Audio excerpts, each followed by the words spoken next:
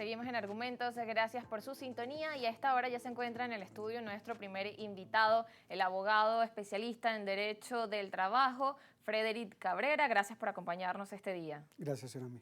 Bien, justamente para hablar acerca de esta ley de pensiones y ya conociendo cuál va a ser ese monto que van a pagar ahora las empresas privadas y para evaluar de fondo esta ley y cuáles serían sus disposiciones. Y para eso es importante iniciar leyendo parte de sus artículos donde precisamente se establece cuál es ese monto de contribución, donde menciona que el monto de la contribución especial prevista en esta ley para las personas jurídicas de carácter privado, domiciliadas o no en la República, que realicen actividades económicas en el territorio nacional será de hasta 15% del total de los pagos realizados a los trabajadores por concepto de salario y bonificaciones de carácter no salarial. Parte de lo que hay que abordar en esta entrevista, ¿qué abarca eso para que las personas puedan tener eso claro? Y también menciona que en ningún caso la base del cálculo de los pagos realizados a los trabajadores será menor al ingreso mínimo integral definido por el Ejecutivo Nacional. El presidente o presidenta de la República establecerá anualmente el porcentaje correspondiente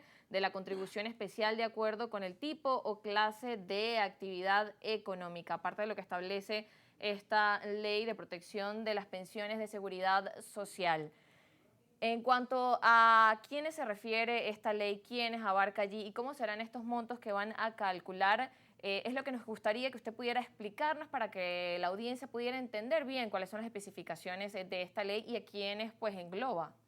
Sí, como bien afirmaste hace unos segundos, la ley establece hasta 15%, pero ya se dio a conocer el día sábado, circuló en redes sociales la Gaceta, que está fechada este día 9, donde se establece que el porcentaje no va a ser 15, que va a ser 9%.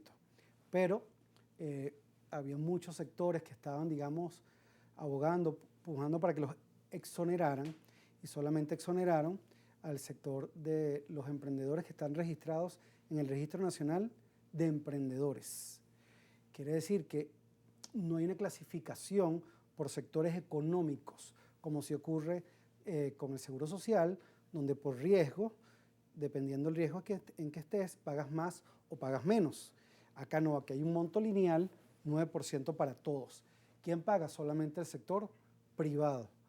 Pero, importante esto, la base de cálculo no es lo que pague el sector privado como salario, es lo que pague, la base de cálculo mínima, es lo que pague el sector público con un concepto, digamos, nuevo, aunque ya se había ventilado en la Gaceta del ajuste del Cestatique del 1 de mayo del 2023, donde establecen este concepto que se llama ingreso integral. Pero ellos traen a colación... Ha sido la nueva forma de pago del gobierno. Sí, traen a colación otro concepto que es el ingreso mínimo integral indexado. Agregaron estos dos elementos, con lo cual en la Gaceta del 2023, de mayo del 2023, 1 de mayo, se establece que el ingreso integral que establece el Ejecutivo es la suma del bono de guerra más el cestatique. Ahora bien, el bono de guerra, según esa Gaceta, $60, pero según las declaraciones del Ejecutivo, se ajustó de $60 a 90. Y el cestatique, que estaba establecido en 1.000 bolívares, y es el monto que está en Gaceta, la determinación que hace el Ejecutivo es que va indexado a $40. Esto según declaraciones del mismo Maduro y del ex ministro del Trabajo de aquel momento, que era Torrealba. Entonces, si sumas $90 más 40, tienes $130 como base mínima para hacer el cálculo del 9%, pero también tienes que sumar por lo menos el salario mínimo, que son 130 bolívares, equivalente a 3.5. Quiere decir que la suma es 90, 40 más 3.5, 133.5, el 9% de ese monto. Sí, justamente ese monto lo tenemos allí en unas gráficas para que lo vean reflejado de qué representa entonces pues ese salario integral indexado. Sí, también esperábamos un tope. Fíjate que, por ejemplo, en el caso del Seguro Social, el tope es hasta 5 salarios mínimos. entendemos que se había también discutido llevarlo a un tope de 3 ingresos mínimos integrales indexados, pero eso nunca apareció, ni en el decreto, ni en la providencia del CENIAT, que se dio a conocer hace pocos minutos, que fue la que ustedes refirieron al principio del programa. Es decir, que todavía falta entonces definir esos aspectos. No, si ya eso no se definió en la ley, ni en el decreto del presidente, ni en la providencia, obviamente no vislumbramos que eso se haga en otro cuerpo normativo. Además que lo que quedaría serían o dictámenes o resoluciones, interpretaciones, por ejemplo, interpretación que se haga.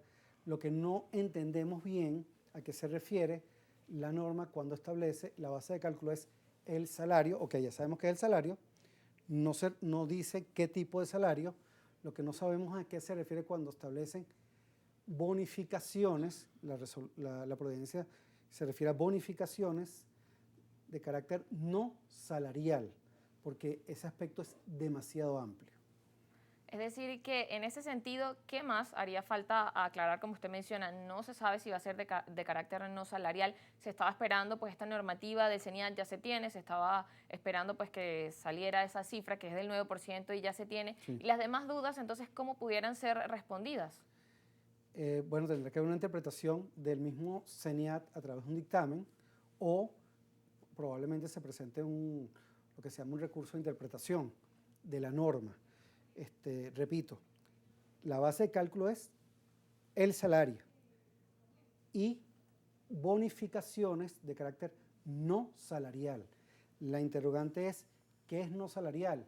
Porque, por ejemplo, a nivel de un contrato colectivo pueden haber decenas de cláusulas de bonificaciones no salariales, por ejemplo, bonificaciones por útiles escolares, por salud, por juguetes, por antigüedad, por cumplimiento de meta de producción de la empresa, por pagos extraordinarios que tienen que ver con aspectos particulares de cada contratación colectiva, horas extras, trabajo en día de descanso o otros beneficios que sí tienen carácter salarial, pero no son regulares y permanentes, como pueden ser el pago de utilidades, bono de vacaciones, prestaciones sociales.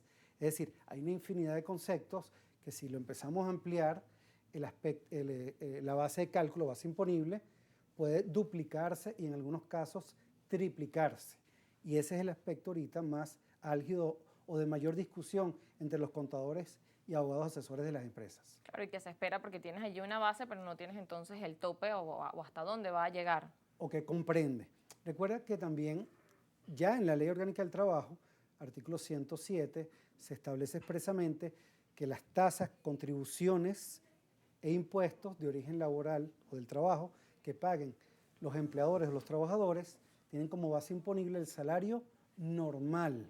Quiere decir que aquí hay un conflicto de normas y esta ley de protección de las pensiones es una ley ordinaria, pero ya hay una ley orgánica que por jerarquía es superior y hay una ley orgánica del Sistema de Seguridad Social, artículo 110, y ambas establecen que la base de cálculo para las contribuciones no es el ingreso integral indexado, es el salario normal. Y eso también está aclarado por sentencias de la Sala Constitucional de carácter vinculante de forma reiterada.